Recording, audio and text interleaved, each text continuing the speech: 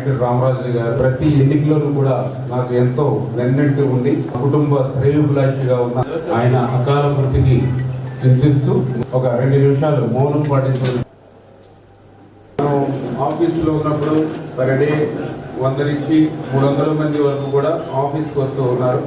వాళ్ళకు ఉన్నటువంటి సమస్యలన్నీ కూడా మన దృష్టికి తీసుకొస్తూ ఉన్నారు. మేము కూడా ఆ సమస్యని విని అక్కడికక్కడ క్లియర్ చేయడానికి ప్రయత్నం చేస్తాను. ఇప్పుడు కూడా ఈరోజు 50% మన ఫోన్ కాల్ ద్వారా చాలా వరకు క్లియర్ అవుతాయి. ఇప్పుడు మన ఆఫీస్కి చాలా మంది ఇప్పుడు చెప్పారు ప్రాబ్లమ్స్ మీద వచ్చేవాళ్ళు.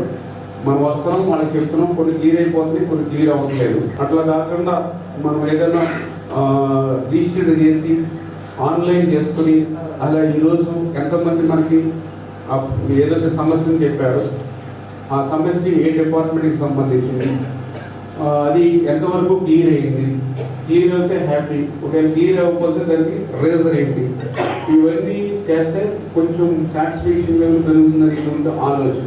అందుకే ఇప్పుడు ఏంటంటే ఈ యాప్ ఏదైతే క్రియేట్ చేస్తారో ఈ యాప్ ద్వారా మనం ఏదైతే మీరు అప్లికేషన్ ఏదైతే వచ్చిందో అప్లికేషన్ ఆ యాప్ ద్వారా మన ఆఫీస్లో దాన్ని రిజిస్టర్ చేస్తాము. ఇది వెంటనే డైరెక్ట్గా ఆ మండలం, ఆ డిపార్ట్మెంట్, ఆ నోడల్ ఆఫీసర్ కూడా వాళ్ళ దగ్గరికి వెళ్తుంది.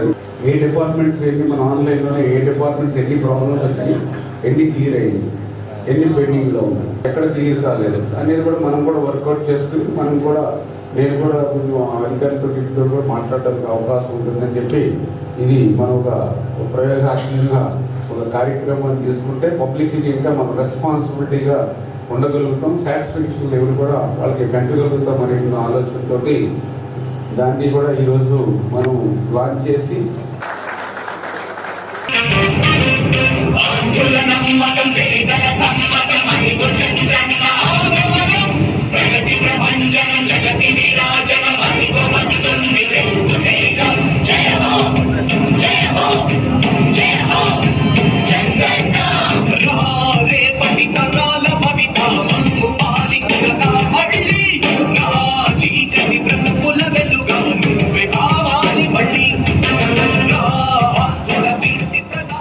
ఓకే. ఇప్పుడు మనకు ఒక దరఖాస్తు వచ్చింది.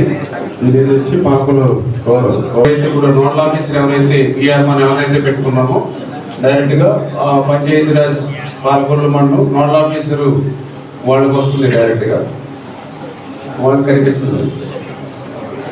దీని మెసేజ్ కూడా ఇమీడియట్లీ ఇలా పలానా సర్వే పలానా నెంబర్ తోటి పలానా పిఆర్ డిపార్ట్మెంట్కి వెళ్ళిందని చెప్పి ఇప్పుడు మీరు ఏదైతే ఫోన్ నెంబర్ ఇచ్చారో ఆ ఫోన్ నెంబర్కి మెసేజ్ కూడా వస్తుంది. దాని తర్వాత వాళ్ళు మ్యాక్సిమం ఎంత తొందరగా పూర్తి చేసుకుంటారు తొందరగా పూర్తి చేసి అది క్లియర్ చేస్తారు. అప్పుడు మనం దాన్ని సాటిస్ఫాక్షన్ అవుతే ఈ ప్రాబ్లం క్లియర్ చేయండి అని చెప్పి మనం మళ్ళీ వాట్సాప్ మెసేజ్ పెడతాం. దాంతోపాటుగా వాళ్ళు ఏదైతే అడ్రస్ ఇచ్చారో ఆ అడ్రస్కి ఒక లెటర్ కూడా పోస్ట్ చేద్దామని అనుకుంటాం.